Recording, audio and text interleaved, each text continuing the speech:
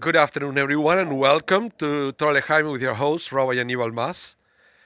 I'm very sorry for those few seconds of black screen. I was just getting my coffee from the machine, so I was late to stop the timer. Oh well, once in a while it will happen. Hopefully, just once in a while. Freshly brewed. How's everyone doing? Welcome, Priscilla. Welcome, Brenda. Amparo. Great to see your names nice and early here at the class. Hello, David. Welcome to the class. Is everybody ready with your coffee at handy? It's Torah and Coffee. That should be a new name, maybe Torah and Coffee. Yeah, I just came back from a funeral, so a coffee is good. And it was funny because this morning, as I was coming here, I opened my mini fridge that I have here in my office, and I realized, oh, surprise, surprise, I still have a few Hammentaschen there. Dulce de leche Hammentaschen. So that was an unexpected treat in my office, waiting for me. I was craving the Hammentaschen that my wife makes, and who knew? I had some. Brenda, I said too many funerals lately. Yeah, and now there is a bug going on here in Winnipeg. I don't know what it is. I got it too, and half of the school of my son, my wife got it. But I heard this everywhere, not just in Winnipeg, not just in Canada. But it's like a flu, but it's not the flu. And Brenda, I said, I'm still waiting for the recipe, please. Me too. I have no clue what goes there. Yeah. So, as I mentioned, Purim is over, so I can have my coffee because last time we had the class was the fast of Esther, so no coffee for me. Today I can. But now it's all about beginning with the preparation for Passover. I didn't want to start the classes, the lessons, so the studies about Passover too early because I counted it. We have 3 Thursdays before Passover. So today we are going to study a little bit about the Parsha, uh, a little bit about the Parsha, and next week probably we are going to start studying things because it's very important for us to be properly prepared for Passover. I used to have a vocal coach. He used to say this tongue twister. It's a proper preparation prevents poor performance. Say it fast. Proper preparation prevents poor performance. It was to loosen up a little bit the lips. So for talking about that, proper preparation prevents poor performance, I think it should be applied to Passover. We have so much, at least if you're fairly traditional in the way you celebrate Pesach, right? There's a lot to prepare. A lot to prepare. And so, yeah, next week we're going to start with that. But today we have this wonderful Parsha, Vayakel.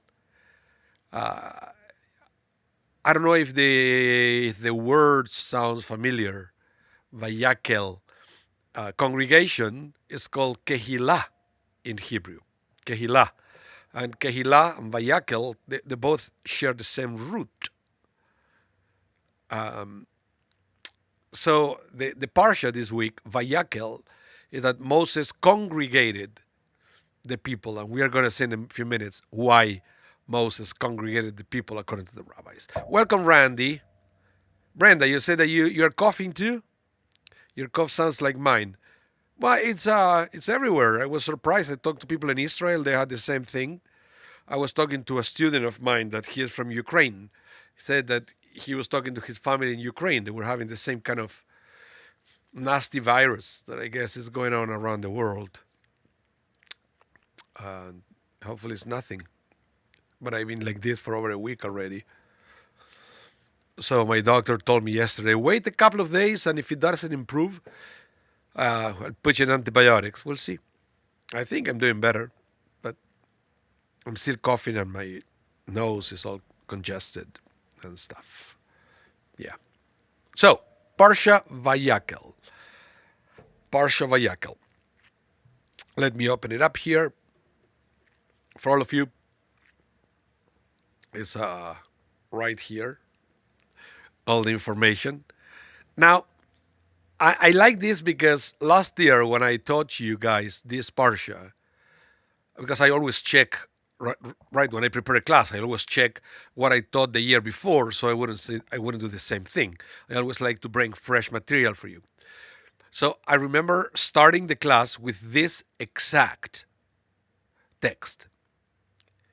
And I was thinking, okay, just as a proof, as a living proof that the Torah has multiple layers, I wanted to start with the same text, but going to a totally different place. Okay? So that was the challenge and the inspiration for today's class. You will see. And how the same text can take us to different places. First, let me read for you and I will explain more what I'm trying to say here. So, Moses then convoked, or as I mentioned before, congregated the whole Israelite community and said to them, these are the things that God has commanded you to do. So as you can see, what Moses is doing here is congregating the people to teach them Torah. Because what's coming next, which is specifically the laws of Shabbat, is circumstantial, but it is the act of bringing the people together to teach Torah. So in this case, let me, just for the sake of finishing the text, on 6 days, melacha may be done. But on the 7th day, you shall have a Sabbath of complete rest, holy to God. Whoever does any melacha on it shall be put to death. You shall kindle no fire throughout your settlements on the Sabbath day. Now, last year, if you remember, or maybe you don't remember, but you can always check, in our archive. Last year, I used this text as a trigger to study more about Shabbat, specifically about the concept of melacha. And we studied that melacha, and that's why I left it here untranslated. Melacha is only a certain kind of work. It's not that you're not allowed to do any kind of work on Shabbat, on the Sabbath day. You can do certain things as long as those tasks are not considered melacha by the rabbis. Okay? So we studied last year, we went through the complete list of what constitutes melacha and how the rabbis figured that out. Okay? If you want to know more about that, want to learn more about that, you can always go to our archive that we have on YouTube, in our YouTube channel, to learn more about the concept of melacha. But what I wanted to study this week, and starting from the same text, is specifically about the concept of Moses congregating the people of Israel at that time to teach them Torah. And by the way, I read a midrash, beautiful midrash, saying that this episode happened right after Yom Kippur. That's according to the midrash, when it was, and it's after the second set of the tablets. Okay, the second set of the tablets, and that's supposed to be the same date of Yom Kippur. So Moses convoked the whole Israelite community and said to them, "These are the things that God has commanded you to do." From here, the rabbis learned something very interesting. Check it out. I'm going to move it here. The Midrash will say, this teaches us that Moses instituted the practice of assembling on Shabbat to listen to the reading of the Torah. How did in this world the rabbi figure this out? Well, because in the same paragraph it will mention getting together to study Torah and the teaching specifically about Shabbat. So the rabbis say that Moses kind of invented this beautiful concept that every Shabbat we gather all together to study Torah or to read Torah in this day and age. Yes, that's what we do in the synagogue. It reminds me to one of Craig Taubman's songs. Do you know who Craig Taubman is? He's a famous cantor, songwriter. He lives in Los Angeles in the United States. Very talented. He even wrote music for Disney. And he wrote a composition to be sang before we take the Torah out of the ark. And in fact, it's in my plans to use it this year for the family service that we do here at the Shaare Zedek. So the song starts with the words, "Your people are gathered to hear your word in every generation," etc. But it's when I read this text, this part of the Torah, it reminds me to the opening lines of this beautiful song by Craig Taubman, when he said, "Your people are gathered to hear your word," and this is something that happens in every generation. So, if somebody ever asks you, if you ever wonder why we read Torah every Shabbat, is because Moses thought that it would be a great thing to do. It's a time when we can be relaxed. We are not doing any melacha. We are not concerned about work. So we can find the time and the mindset to study Torah. But we also know that the Torah is read beyond Shabbat, not just on Shabbat. Shabbat being the most important of the times where we read Torah. And yes, according to the rabbis, the reading of the Torah on Shabbat is even more important than the reading of the Torah on Yom Kippur. So, the order of importance of reading Shabbat on that day is hinted by the number of aliyot, or the number of Torah readings that you have in that specific day. I don't know if you ever noticed that. And if you haven't, I put together a list, a chart for you, so you can graphically see, visually, you can visualize what I'm talking about. Look at this.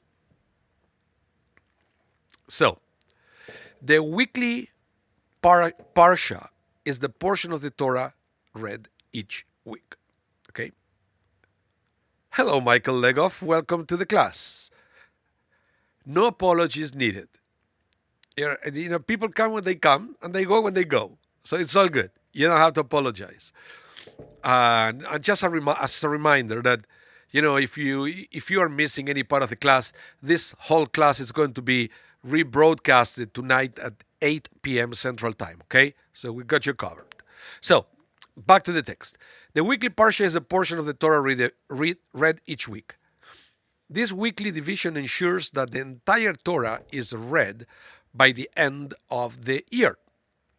Each parasha is named after the first meaningful word in the portion.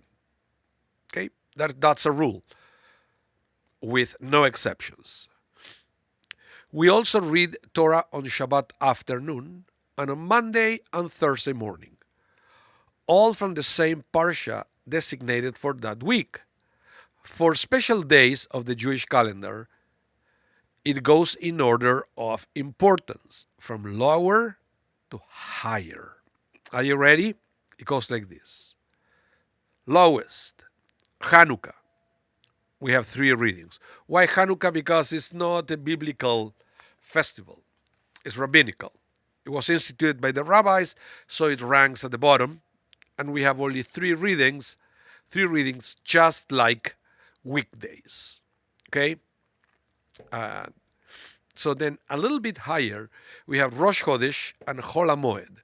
Rosh Chodesh being the beginning of the month, okay, and Chol HaMoed are the intermediate days of the festivals. So Rosh Chodesh and Chol HaMoed are considered half holidays, so they get 4 readings. And they are biblicals, so they have to be a step up from Hanukkah. Then on Rosh Hashanah, Sukkot, Pesach, Shavuot, Shmini Atzeret, and Simchat Torah, we have 5 readings. Okay? Yeah, Rosh Hashanah is included with the other festivals, and we have 5 aliyot in those days. Yom Kippur, that some people consider it the holiest day of the year, we have 6 readings. But is it Yom Kippur really the holiest day of the year? Not so fast. The holiest day of the year is Shabbat, and it happens every week. So on Shabbat, and when Yom Kippur is on festival, and when Yom Kippur or a festival occurs on Shabbat, we have 7 readings. Okay?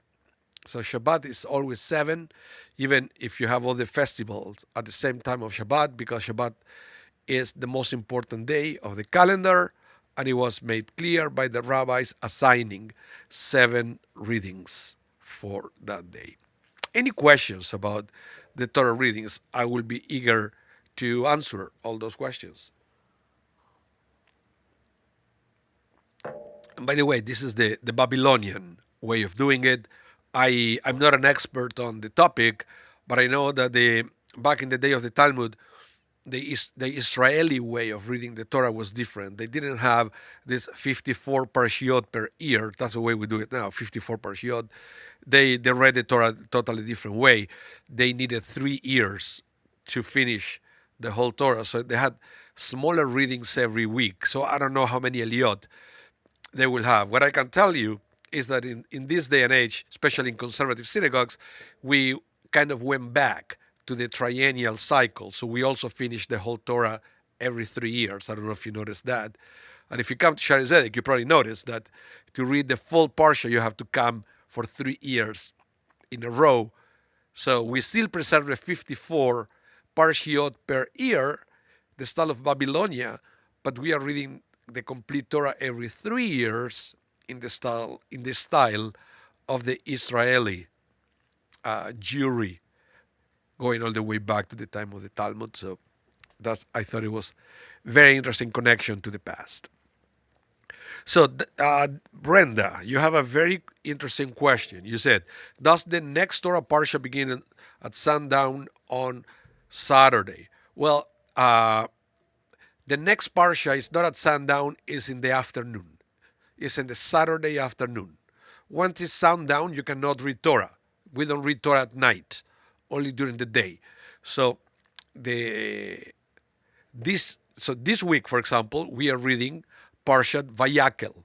The first time we read Parshat Vayakel was this past Saturday in the afternoon, and the last time we are going to read it is going to be this coming Saturday morning. And this coming Saturday afternoon, we are already going to be reading Pekudei, which is next week's Parsha. Yeah, very interesting and very good question. Thank you for that, Brenda. And of course, sometimes we have special Shabbatot that we add an extra reading, but it's from a different scroll. When I mention all these names, it's from the single scroll. Sometimes you have 2 things together and you need 2 scrolls, so we add an extra reading from a different scroll. You can have up to 3 different scrolls in one single Shabbat. That's the maximum number of scrolls you will need to have in a synagogue. 3.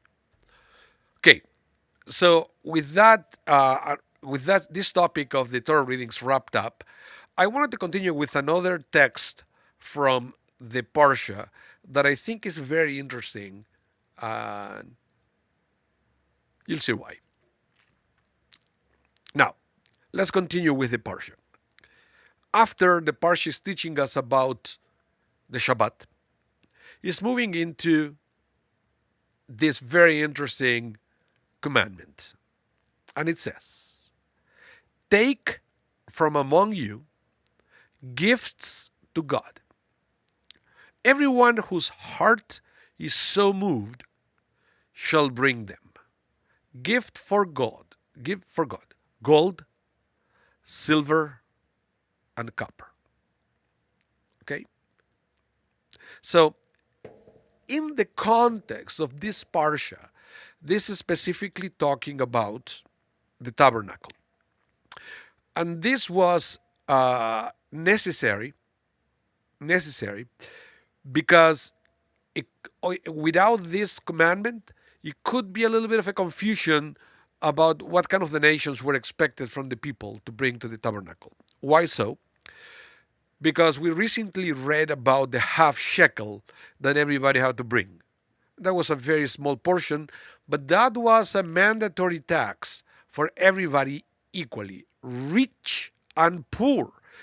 Rich and poor, they have to bring half shekel and half shekel only. You couldn't bring less, you couldn't bring more. Okay? So to make it clear, what comes next, now they are voluntary gifts that people could bring to the temple. Brenda, you said, or today, cash donations. We accept checks and credit card as well. And if you want to bring a gift of gold, silver, or even copper, we will take it. Don't worry. Yeah. Now, but what I wanted to talk about this is not the specific of bringing donations to the temple. We all know that the temple was in need of a lot of things, right? Because it was very luxurious, and also they needed an ongoing, and that not just for that generation, and all time it was an ongoing need of different things for the temple, either to function. They will need animals, right? They will need oil, they will need flour, everything. They will need wood for the altar, and then things break, and they will need metals, and so forth. So yes, there was this ongoing things. So there was an open invitation for the people to keep bringing things. But we know that in Judaism, this concept of giving is not just limited to the temple. It's something that we do also with people. Then when we consider that there is a need, then we give to satisfy that need. In this specific context, it's talking about the need of the sanctuary or the tabernacle. But this should be expanded, and this is what I want to discuss with you for the rest of the class, should be expanded to all other needs that you may encounter in your life. Okay? It's what we call tzedakah.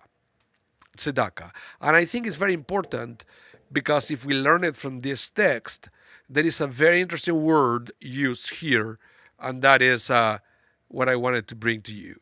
The one explained by Rashi here, what it says, and I will read here at the bottom of the page. Because his heart prompts one to generosity, he is called Nediv Libo, one who is prompted to generosity by the heart.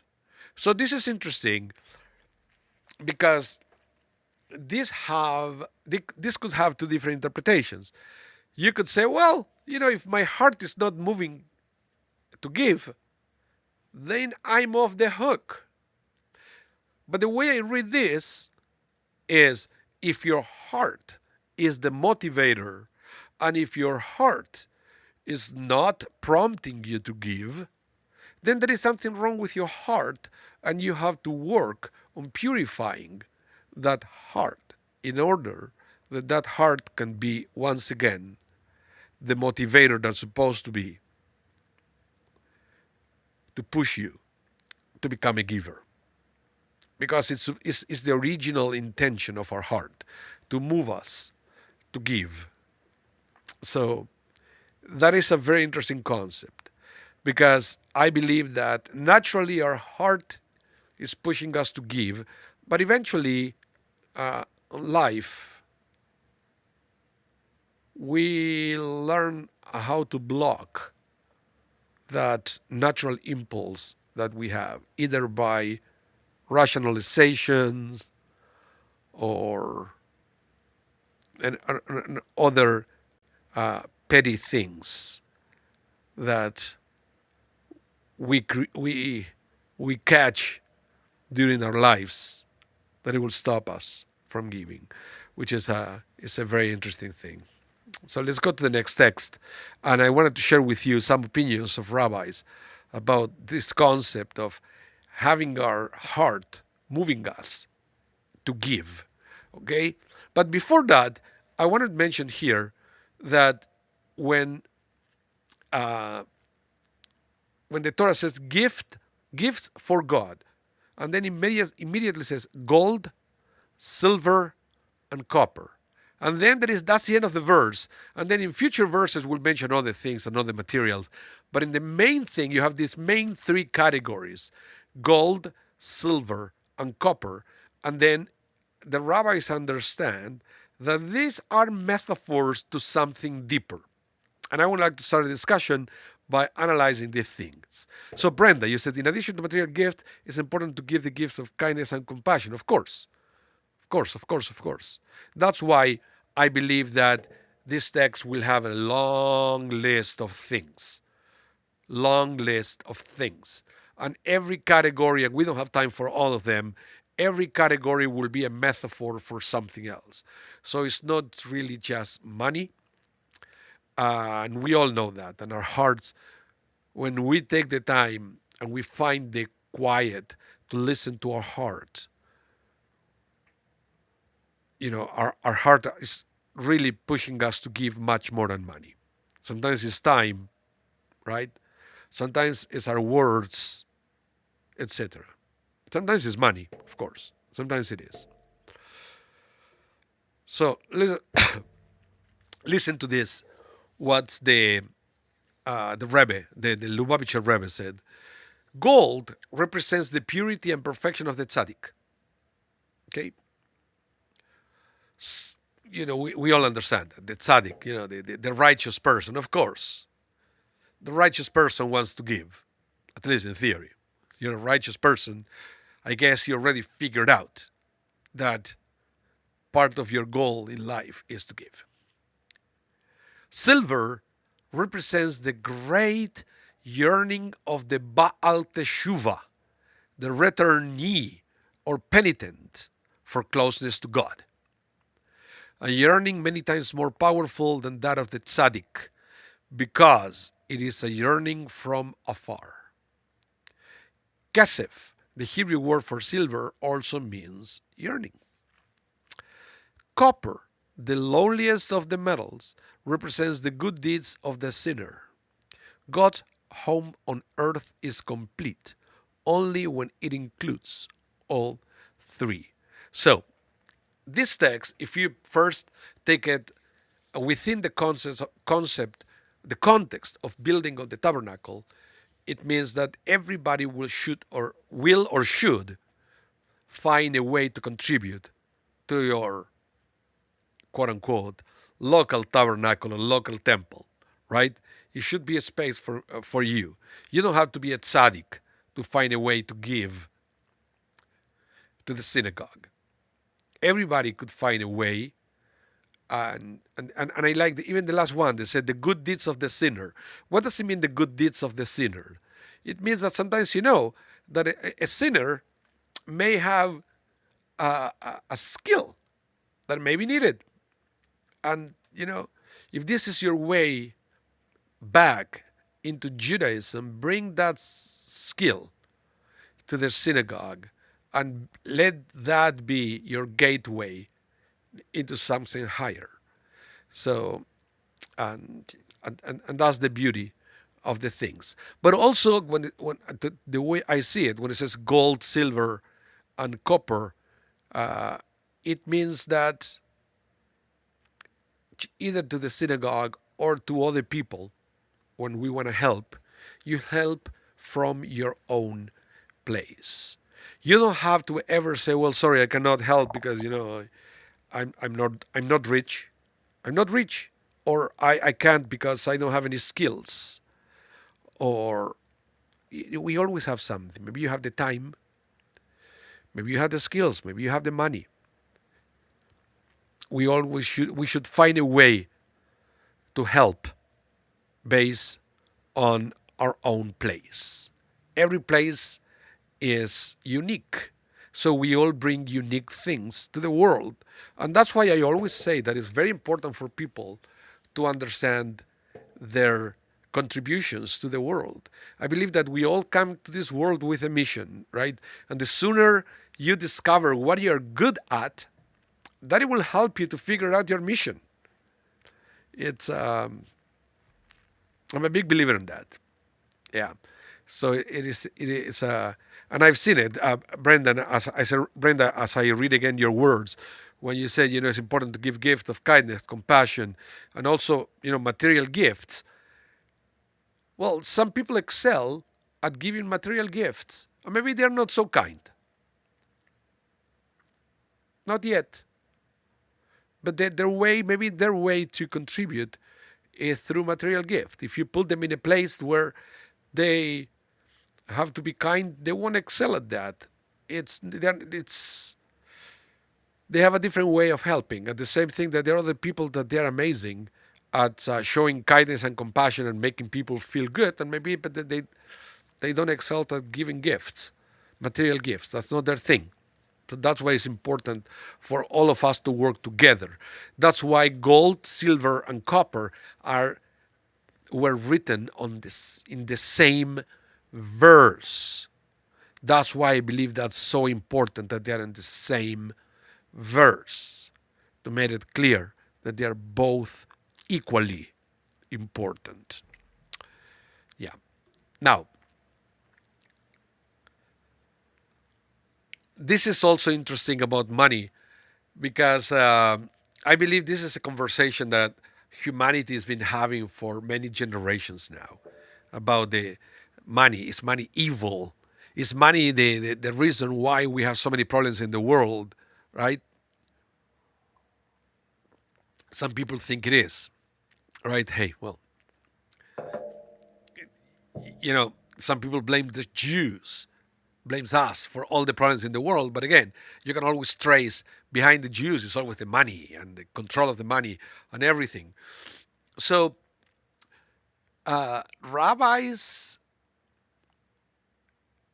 they put a lot of thought about the monies and currencies and the way money circulates in the world. That what is, and again, we don't have time for all this text. And I've been reading a lot about this, and there are lots of discussions about why would God create a world where money was necessary? Couldn't God provide everything to everybody? And the answer is yes. The answer is yes. But that's not the world God created, and it's up to us to understand and to make sense of that, right? So listen to this. This is one of the texts that reflects about it that I want to share with you. On Mount Sinai, Moshe Rabbeinu, that is fancy words for Moses, our teacher, could not understand the nature of the half shekel that the Jewish people were commanded to contribute for the upkeep of the sacrifices in the temple. But again, why God? Why are you commanding about money? Money, money. Why? Why should a simple coin be mysterious to Moshe Rabbeinu? Yet, the very fact that the Torah itself introduced currency as a part of our very mitzvah package, the way we serve God, will seem to tell us that money is something which has its root in some form in the original Torah in heaven, at the highest of spiritual levels. It was this idea that a heavenly force could somehow translate into mere currency that Moses, struggled with. You understand this? So because You can say, come on, Moses. I mean, you don't need to be a Torah scholar to understand why currency is necessary. But now the Moses, such an elevated soul, he was he was struggling to the idea that you know being surrounded by spirituality now, everything is about a coin. To him this was all the opposite from the intentions of the Torah. Let's continue with this text. Now the coin God shown to Moses was made of fire. Why? To show that money is one of the primary passions of this world. Money is such an overarching aspiration because people see it as the means to obtain all their other desires. In the Shema Israel, money is referred to as Bechol Meodecha, literally all of our very much. I don't know if you ever heard this explanation. With the Shema Israel, it's a Shema Israel Adonai Eloheinu Adonai Echad. Hear, O Israel, the Lord is our God, the Lord is one. And then we continue with the next paragraph. Ve'avte et Adonai Elohecha, and you shall love your God. Bechol lebavcha, uvechol nafshecha, uvechol miodecha. With all your heart, with all your soul, and usually is translated as with all your might. Meodecha is translated with all your might. But the rabbis explain that meodecha means with all your money. So, now the Shema Israel takes a totally different context, right? And you shall love Adonai your God with all your heart, with all your soul, and with all your money, with all your possessions. Let's continue. With all your very much. Me'od means much. The Hebrew word for me'od has the same letters as the Hebrew word Adam. Adam means man or person. But the letters are in the wrong order. Adam is in ascending order. Aleph is the first word of the alphabet, Aleph. Then Dalet is the fourth, right, and so forth. And then the Mem, that is, you go from the lowest to the highest in number. Adam. Now, the Hebrew Adam. But in Me'od, in the case of Me'od, the very much, the money, the letters are in the wrong order. Adam is in ascending order. Me'od is in no order. Money, like man himself, lends itself to more and more without end. But whereas man's infinite potential is rooted in spirituality, because remember, Adam, the word starts with the letter Aleph that means one. So the root is spirituality because who is one? God is one. I'm a little Kabbalistic here. So Adam starts with the one, which is God, and then goes to the four. Then it represents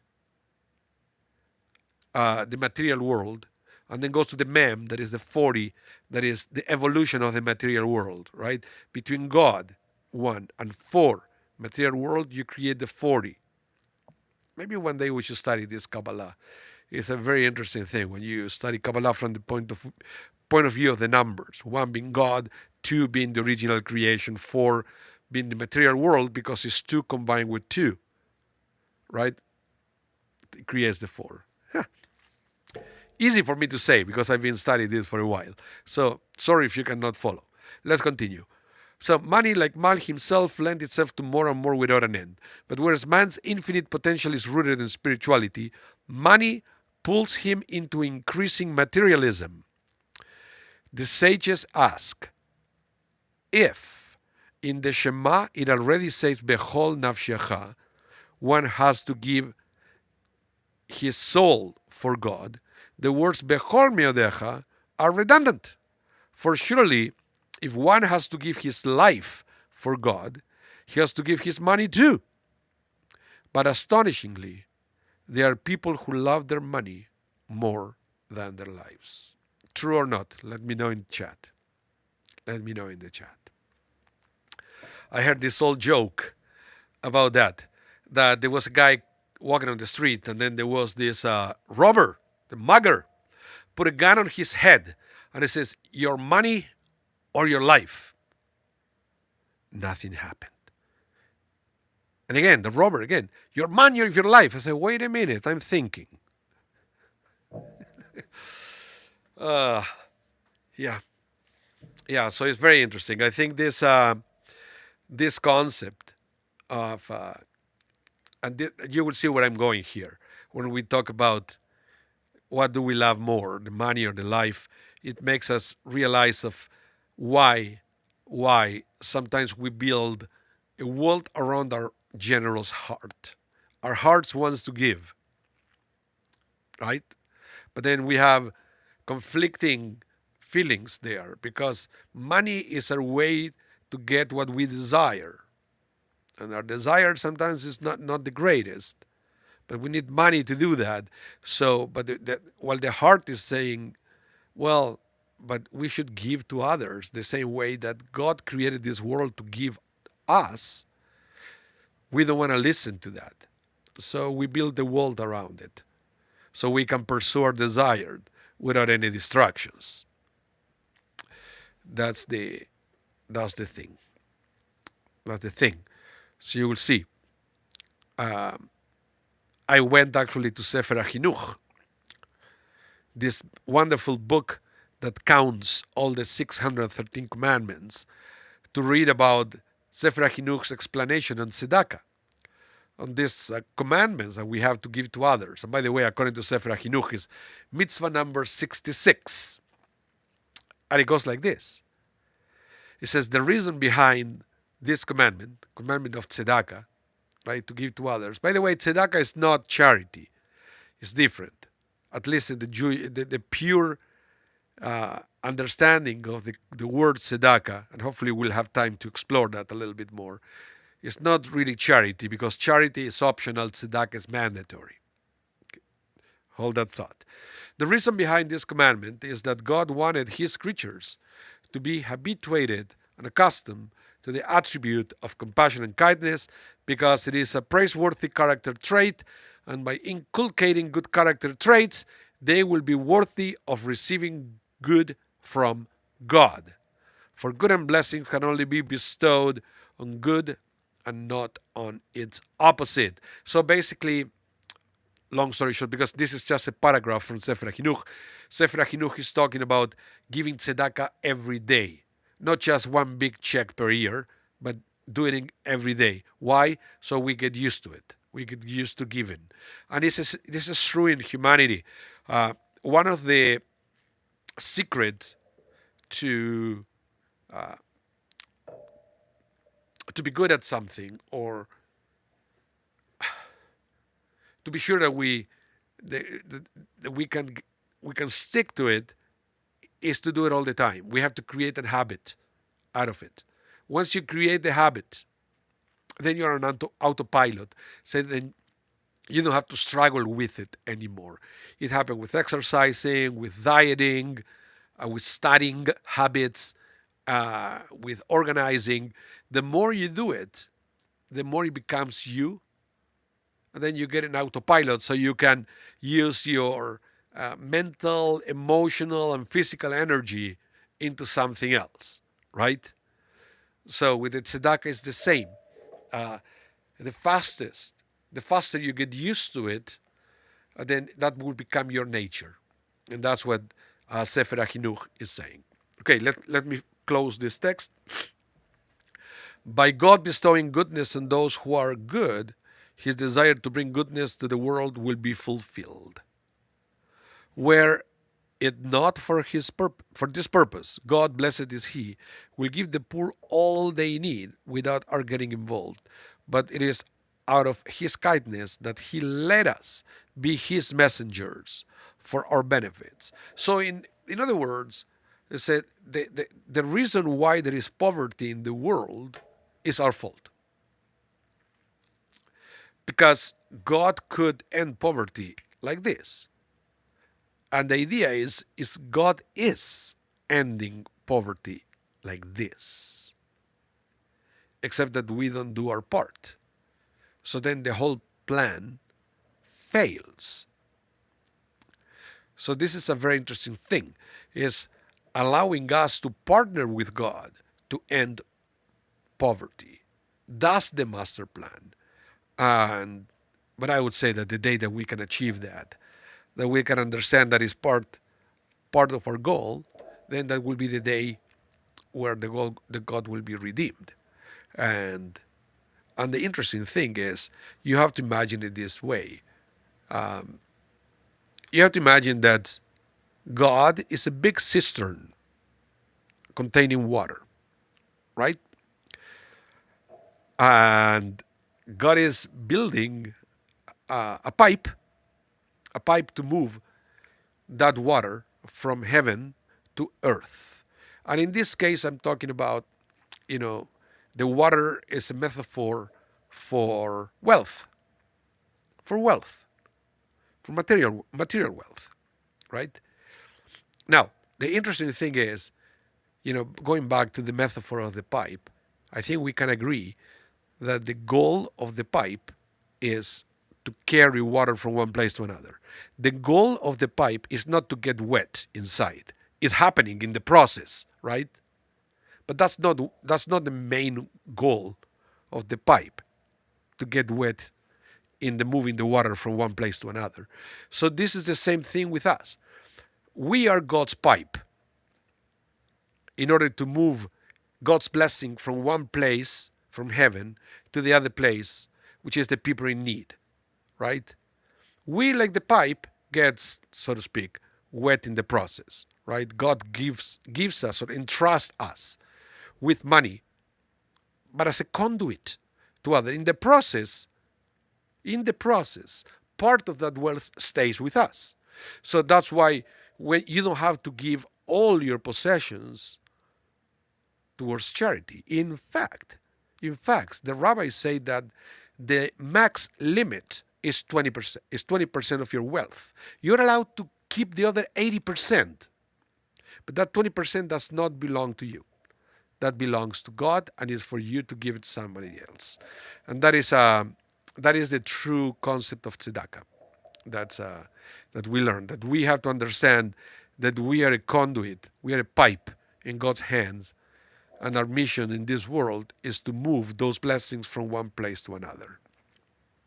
And that's what Sefer HaChinuch is trying to explain, that when it says that, when the Sefer HaChinuch says, were it not for this purpose, God, blessed be He, will give the poor all they need without our getting involved.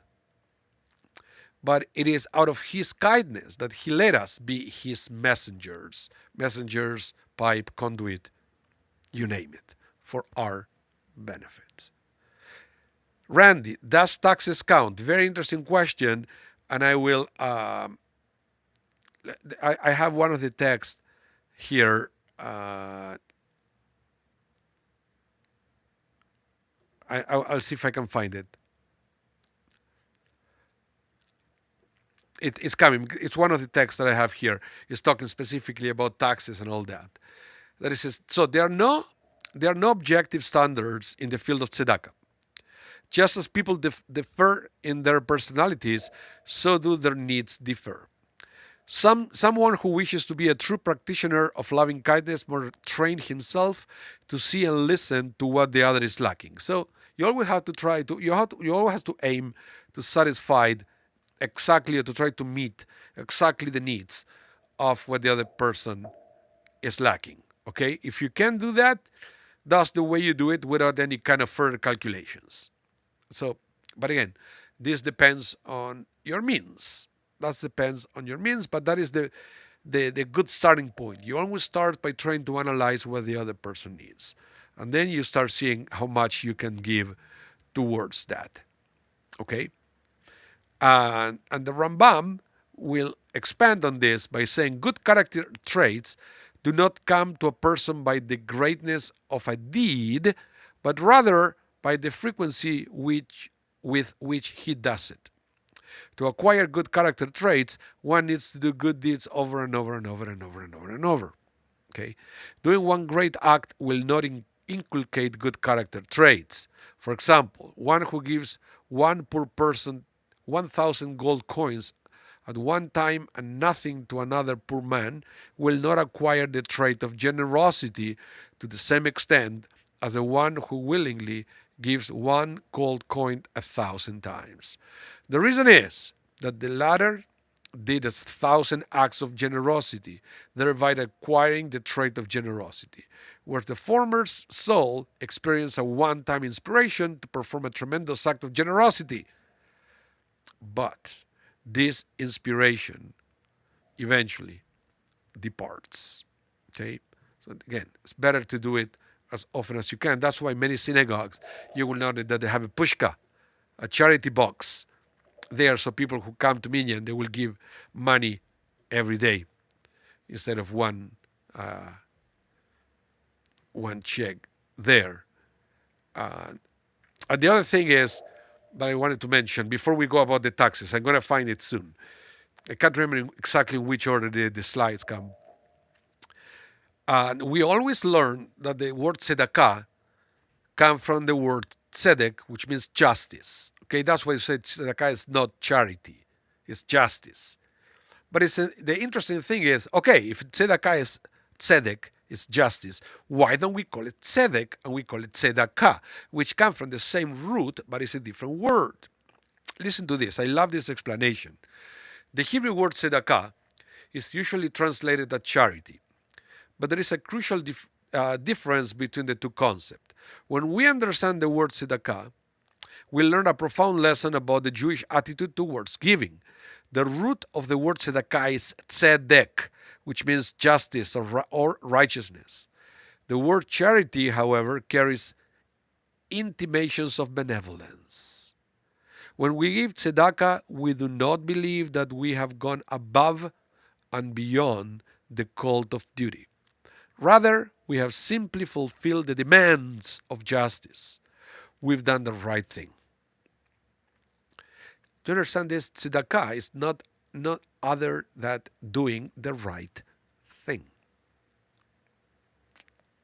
It's a beautiful way to explain tzedakah. What is tzedakah? Tzedakah is doing the right thing for the poor person. Okay? That's the best explanation I can find. Doing the right thing. This belief is based on the concept that everything we possess is a gift from God, and He has specified that we should share it with others. Surely, if we share this gift, we cannot claim to be doing anything extraordinary, merely that which is morally correct. Right? But if the concept of tzedakah is drawn from tzedek, but the two remains distinct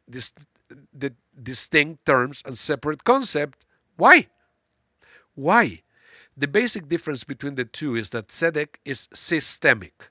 Tzedek, justice, is systemic, addressing the core issue of social justice on a society level. Okay? Tzedakah, on the other hand, is individual, consisting of local acts that help the beneficiary in an immediate way and also improves the character of the giver. So acts of tzedakah by members of a society contribute to the overall rule of tzedek in that society. And that's why we need two different words. In a moral sense, though, tzedek is an absolute obligation, which members of a society are compelled to pursue. Lack of tzedek means injustice, which is morally wrong. In contrast, tzedakah entails the positive, proactive fulfillment of an obligation to be virtuous, not just a duty to avoid injustice. But, Michael Legoff, you say here, we always say thank you when we give tzedakah, allowing us to fulfill a mitzvah. Yes, but it's interesting that we never say a blessing before we give tzedakah. And why is that? Because tzedakah is one of those mitzvot, one of those commandments that you can never be sure if you fulfill properly. Did you give enough? Maybe you could give a little bit more, right? Or in a different way. So because we are never sure if we do it properly, the rabbi said we don't say a blessing, because when you say a blessing, you have to be 100% sure that what you're doing is according to Jewish law. So it's very interesting. That is a mitzvah, without a blessing. And where is it? That's I have here. I wanna here, here. This is for you. This is for you, Randy. That's that what you ask. This text from Rabbi Israel Meir Kagan, the Hafetz Chaim. He said, "It is good to accustom oneself to separate the tenth of all profit with which God provide him." Okay, and this is at least a tenth, 10%. One should give first a tenth of the capital, and subsequently, when he makes profit, to separate a tenth of all profit he makes. One calculates his profit after deducting his business expenses. So this is the closest thing that I could learn about this topic. And some people will say that this is talking about tithing your income, and some people believe that this is separate from tzedakah. So there is a discrepancy about among different rabbis about these two topics. Some people say tzedakah is one thing and tithing is a totally different thing, but maybe it does it for a different class to try to understand this concept. Okay, so yeah, so welcome. Thank you everyone for connecting with me this afternoon to study a little bit of Torah, and remember Pesach is coming. Pesach is coming. And there is one thing that I would like to ask from all of you, and I'm getting serious here, and is maybe you've never done it before, is to sell your chametz. It's a very important thing to do before Pesach, to sell your chametz. If you're not going to eat it, the way you do it is, because during Pesach we don't eat chametz. You know that other than the seders, you don't need to eat matzah for the rest of the week, but we are not allowed to is to eat chametz. So there is a symbolic, but it's not symbolic, actually it's legal, selling of the chametz. We have a form to sell chametz through us in our website. Okay?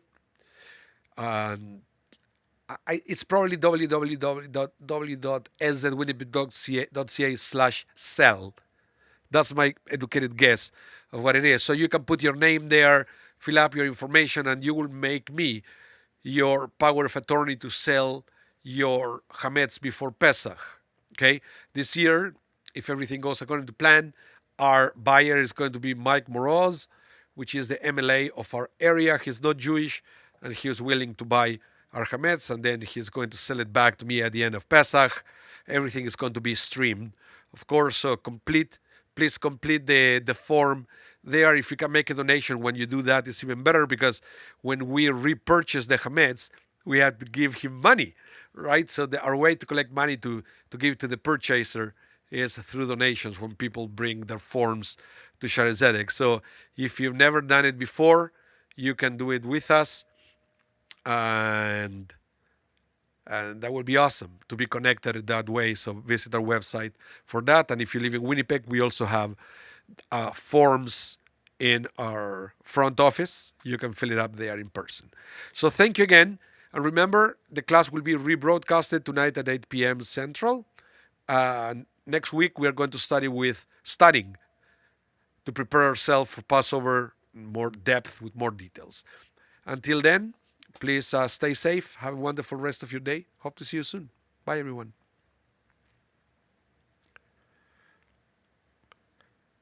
Yeah, Brenda, you can sell it with us. Yeah.